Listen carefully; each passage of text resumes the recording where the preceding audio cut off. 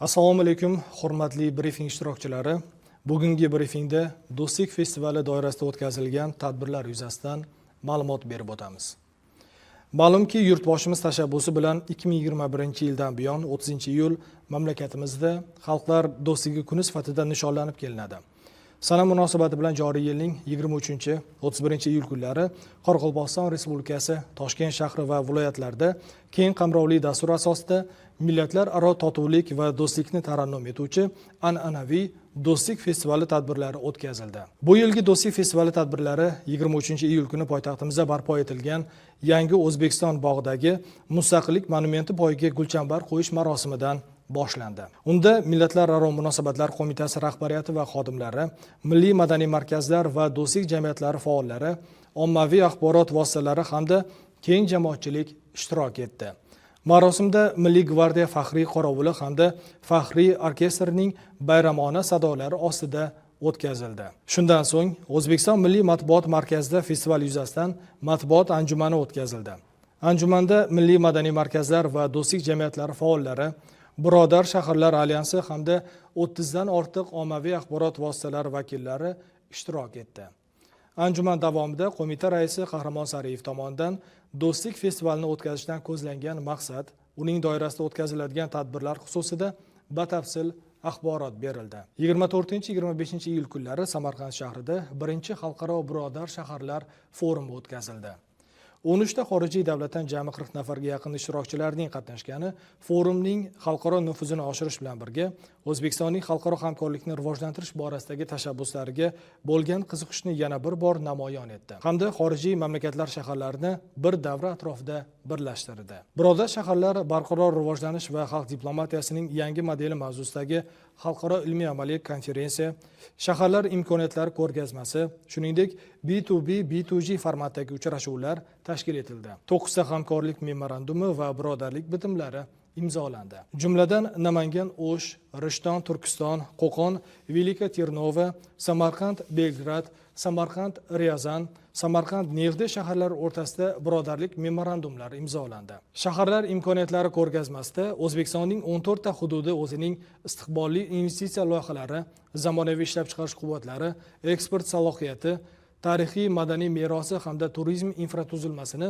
multimedia vositalari va taqdimotlar orqali xorijiy delegatsiyalarga tanishtirdi. 27-iyul kuni Do'stlik festivali doirasida Millatlararo munosabatlar va xorijdagi vatandoshlar masalalari bo'yicha qo'mitasi binosi oldidagi maydonda O'zbekiston madaniyat va san'at ustalari hamda milliy madaniy markazlarning badiiy havaskor jamoalari ishtirokida Do'stlik ohanglari gala konserti o'tkazildi. 28-iyul kuni Milliy madaniy markazlar pavilyonida O'zbekiston bag'rikeng diyor nomli fotoko'rgazma, Ona zamin bag'ridan mavzusidagi hunarmandchilik ko'rgazma yarmarkasi o'tkazildi. Ko'rgazmada qo'mita va milliy madaniy markazlar, do'stlik jamiyatlari bilan hamkorlikda o'tkazilgan tadbirlar yurtimizda istiqomat qilayotgan turli millat vakillarining turmush tarzi, madaniyati, urf-odatlari aks ettirilgan 150 ga yaqin fotosuratlar namoyish etildi. 29-iyul kuni O'zbekiston yozuvchilar uyushmasida O'zbekiston bag'rikeng diyor mavzusidagi mushoira,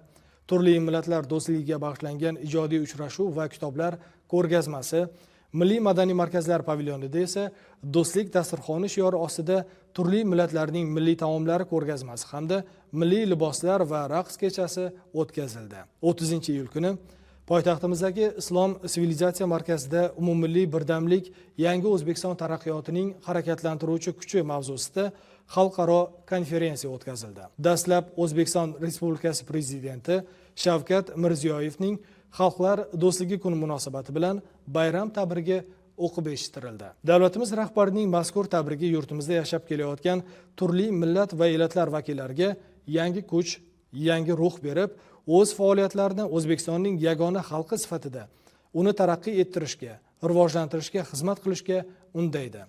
Vatanimizning iqtisodiy va ijtimoiy qudratini oshirish, xalqaro miqyosdagi obro' e'tiborini yuksaltirish yo'lida bundan buyon ham fidokorona mehnat qilib, butun kuch g'ayrati bilan tajribasi, iste'dod va mahoratini, kasbiy va insoniy salohiyatini to'la namoyon etishlariga turtki beradi. Shundan so'ng konferensiya o'z ishini boshladi. Yurtimizda millatlararo totuvlik va bag'rikenglik muhitini shakllantirishda o'z kuch-g'ayratini aymay kelayotgan aziz vatandoshlarimiz doim e'tirof va izzatda bo'lib, ular har yili 30-iyul Xalqlar do'stligi kuni munosabati bilan Xalqlar do'stligi ko'krak nishoni bilan tantanali ravishda taqdirlanishi katta an'anaga aylangan. Ushbu yilda ham mamlakatimizda umummilliy totuvlik, turli millatlar o'rtasida do'stlik, birdamlikni ta'minlashda alohida xizmat ko'rsatib kelayotgan 70 nafarga yaqin davlat va jamoat tashkilotlari, milliy madaniy markazlar va diniy konfessiyalar, nodavlat, notijorat tashkilotlar vakillari hisoblangan yurtdoshlarimiz Xalqlar do'stligi ko'krak nishoni bilan taqdirlandi.